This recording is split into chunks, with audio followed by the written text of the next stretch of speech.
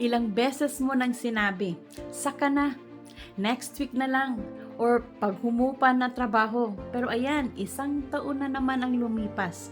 Same sweldo, same stress, same stuck feeling. Ganyan din ako dati. Laging next month, mag-iipon na ako. Next year, sisimulan ko na yung business. Pero guess what? Hindi dumating yung perfect time. Habang naghihintay ako, tumatakbo yung oras. Dumadami ang bills, tumataas ang gastos, pero buhay ko walang pagbabago. Mas pagod, mas stressed, mas naiipit. Alam mo yun, right? Habang tumatanda ka, parang bumibilis yung taon.